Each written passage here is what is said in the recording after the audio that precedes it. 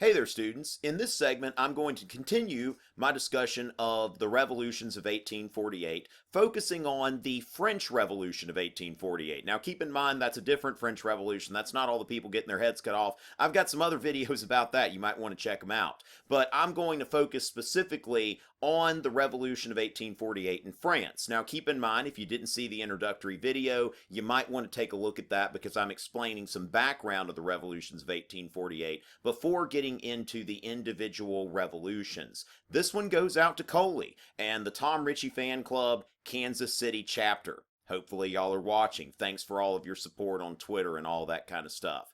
You're awesome.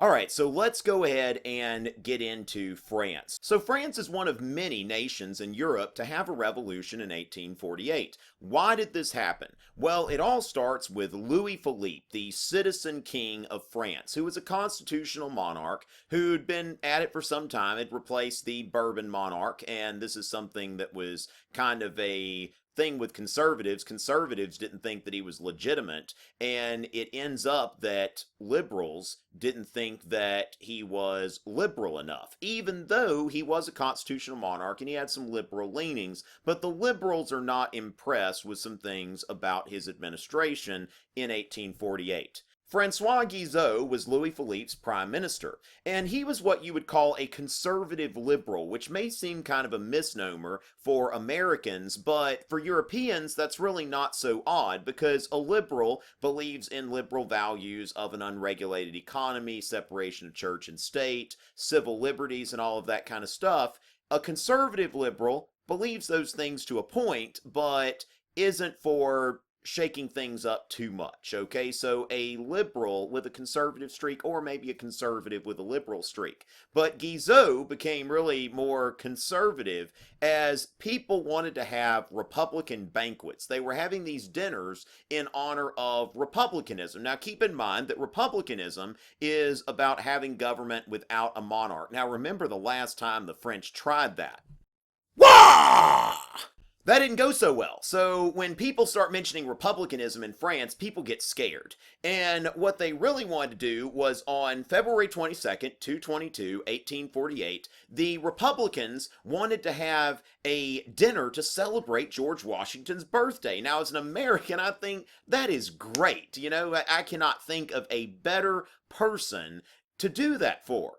Unless it's me or something like that. But I mean, if it's not me, I wasn't born yet, okay? All they had was George Washington. And, you know, with this, I'm thinking that's great. But then Guizot says no. And people are like, what's up with that, man? It's just George Washington. That's a great American. Guizot's like, we're not in America. And you are trying to do something treasonous. You are advocating the overthrow of the government by advocating republicanism, and it's not going to stand. Now, people are like, okay, what's up with that? You going to tell me who I can't have a dinner to celebrate or whatever? No, this is not going to work. And this leads to the overthrow of Louis Philippe and his Prime Minister Guizot, which really you could say that George Washington's kind of sort of responsible now for two revolutions. Ha ha ha ha ha ha. And the French form a provisional government, okay? So this is typical of the revolutions of 1848 because one government gets overthrown, but then what about this other government? Now, we already see some problems, all right? If any of you were good at Where's Waldo, let's take a look at these flags. And uh-oh, I see that there is a tricolor, there's another tricolor, there's another one, and then look at that one. That is a red flag, okay? That, keep in mind that that is something that has kind of survived today. When somebody says, whoa, that's a red flag, we think bad, because it's associated with communism, okay? You see a red flag and it's like, that's not what we wanted. That's not why we overthrew the king. All right, we overthrew the king because we love George Washington. We love republicanism. We're not trying to start some kind of communist revolution. Get out of here with that nonsense. But the thing is that there are multiple groups that are involved in this, including socialists, like Louis Blanc. Louis Blanc was a French socialist who was a member of this provisional government. This provisional government had a majority of of liberal Republicans, but also had some representation from social Republicans who had been part of this effort to overthrow the government. And Louis Blanc saw employment as a fundamental right. So if somebody doesn't have a job, then it is the government's responsibility to provide them with one.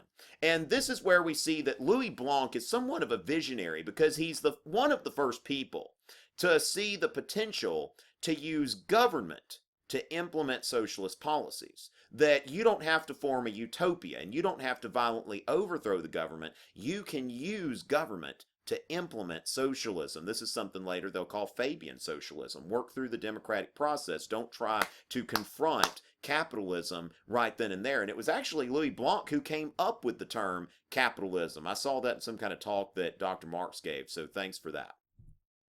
And Louis Blanc has this plan. He wants to create national workshops. Now, what these national workshops are is if there is an unemployed worker, then that worker can get a job in this workshop that is subsidized by the state. So it's a government-sponsored public works program for the unemployed, almost kind of anticipating the New Deal or something like that in America. And this is implemented on a limited basis by the Provisional Government. They figure we can placate the socialist faction by implementing this on a very limited basis. But this already gets some people upset. There is tension between the moderate liberal Republicans and the radical socialist Republicans. Now keep in mind, using liberal in the context of moderate would be perfectly appropriate in the context of 19th century European history, although in America there are totally different words for that. And Frederic Bastiat was a French classical liberal at the time who was an elected official, and he wrote a book called The Law in 1850, which was an attack on Louis Blanc and socialism. Ironically, his book, The Law, is actually much more popular among American libertarians than it is among anybody in France today.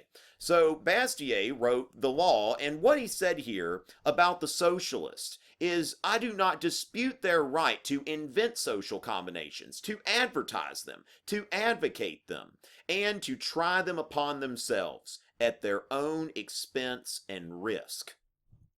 But I do dispute their right to impose these plans upon us by law, by force, and to compel us to pay for them with taxes. So we see a very liberal perspective here, that you have the ability to advocate socialism, and if you want to start your own utopian community, that's great. But don't try to use the power of government to make other people responsible for implementing your utopian vision, all right? That the government is not responsible for that. The government is about the preservation of property from a liberal perspective. So in the 1848 presidential election, they're going to move beyond the provisional government and they're going to have an election. We need to have a more permanent government. And what we see here are the Republicans versus the conservatives, all right? Because now the conservatives can vote as well. So you've got people who have the Republican faction, then conservatives, and who are the moderates going to side with?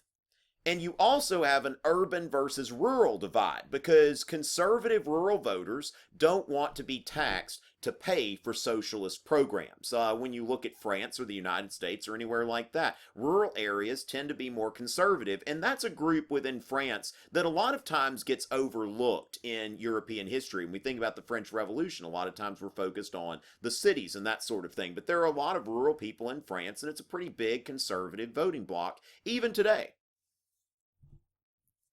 And so then we have the rise of Louis Napoleon. And yes, they are related. But Louis Napoleon is elected president, and the Second French Republic is proclaimed. Doesn't last long. The French like to change governments here and there. They've had, I think they're on their fifth republic or something like that, if I'm not mistaken.